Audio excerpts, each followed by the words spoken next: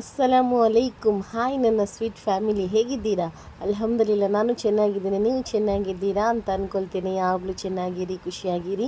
ನಾನು ಇವತ್ತು ಮಾಡ್ತಾಯಿದ್ದೇನೆ ಕಡಲೆಬೇಳೆದ್ದು ಮಸಾಲೆ ದೋಸೆ ಮತ್ತು ಬಟಾಟೆದ್ದು ಬಾಜಿ ಪಲ್ಯ.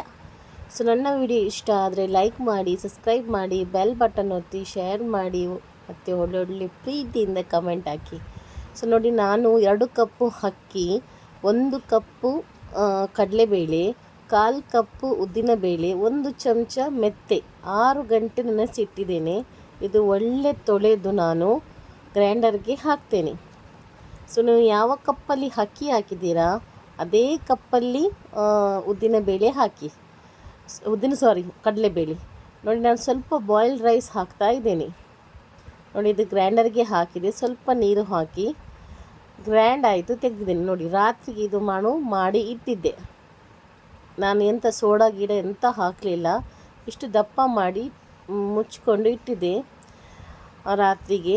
ಬೆಳಗ್ಗೆ ಎದ್ದು ನಾನು ಬಟಾಟೆ ಬಾಜಿ ಮಾಡಲಿಕ್ಕೆ ನೋಡ್ತಾ ಇದ್ದೇನೆ. ಸ್ವಲ್ಪ ಎಣ್ಣೆ ಹಾಕಿದ್ದೀನಿ ಒಂದು ಪಾತ್ರೆಗೆ. ಒಂದು ಸತಿ ಟ್ರೈ ಮಾಡಿ ಆಯಿತಾ. ಕಡಲೆಬೇಳೆ ಮಸಾಲೆ ದೋಸೆ ನಿಮಗೆ ಹೋಟೆಲಿದ್ದು ಟೇಸ್ಟ್ ಸಿಗುತ್ತೆ. ಅದಕ್ಕೆ ನಾನು ಸ್ವಲ್ಪ ಹಾಕ್ತಾಯಿದ್ದೇನೆ ಸಾಸಿವೆ ಬಿಸಿ ಆದ ನಂತರ ನಾನು ಹಾಕ್ತಾಯಿದ್ದೇನೆ. ಅದಕ್ಕೆ ಹಾಕ್ತಾಯಿದ್ದೇನೆ ಸ್ವಲ್ಪ ಗುದ್ದಿ ಬೆಳ್ಳುಳ್ಳಿ ಹಾಕ್ತಾಯಿದ್ದೇನೆ. ಬೆಳ್ಳುಳ್ಳಿ ಸಿಪ್ಪೆ ತೆಗಿಯಲ್ಲ ನಾನು ಯಾವುದು ಒಗ್ಗರಣೆಗೂ ಸಿಪ್ಪೆ ತೆಗಿಯಲ್ಲ. ಮತ್ತು ನಾನು ಹಾಕ್ತಾಯಿದ್ದೇನೆ ಸ್ವಲ್ಪ ಉದ್ದಿನಬೇಳೆ.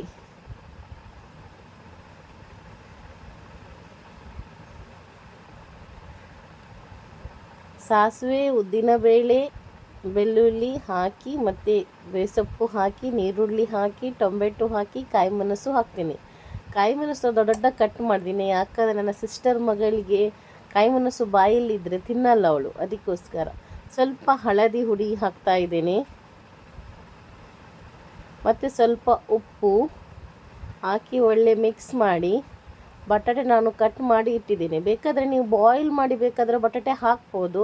ನಾನು ಬಾಯ್ಲ್ ಮಾಡಲಿಲ್ಲ, ಅದು ಬೇಯ್ತಾ ಇರಲಿ. ಸ್ವಲ್ಪ ನೀರು ಹಾಕಿ, ಜಾಸ್ತಿ ಅಲ್ಲ.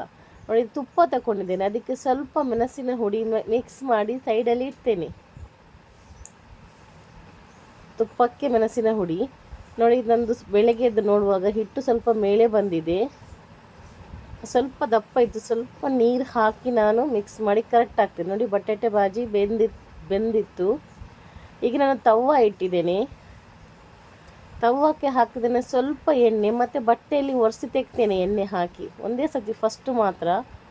ನೋಡಿ, ಈ ಥರ ದೋಸೆ ಮಾಡೋದು. ತವ ದೊಡ್ಡ ಇದೆ, ತುಂಬಾ ಒಳ್ಳೆಯದಾಗುತ್ತೆ. ನೀವು ಖಡಕ್ ಬೇಕಾದರೆ ಸ್ವಲ್ಪ ಮಾಡಬೇಕು. ಅದು ಮಸಾಲೆ ನಾನು ಮಾಡಿದೆ ನೋಡಿ, ಮೆಣಸಿನ ಹುಡಿ ಮತ್ತು ತುಪ್ಪ, ಅದು ಅದರ ಮೇಲೆ ಈ ಥರ ಹಚ್ಕೊಳ್ಳಿ. ತುಂಬಾ ಟೇಸ್ಟಿ ಆಗುತ್ತೆ.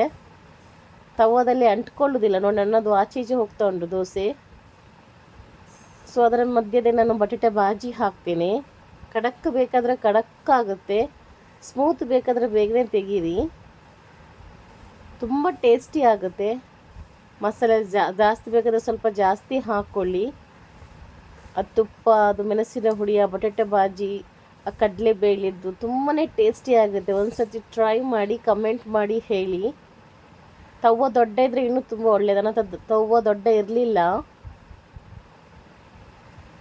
ಚಿಕ್ಕ ತವ ಇದ್ದದ್ದು. ನಾನು ಸ್ವಲ್ಪ ಮಸಾಲೆ ಹಾಕಿ ತೋರಿಸ್ತಾ ಇದ್ದೇನೆ. ಇದನ್ನು ಸಿಸ್ಟರ್ ಮಗಳಿಗೆ.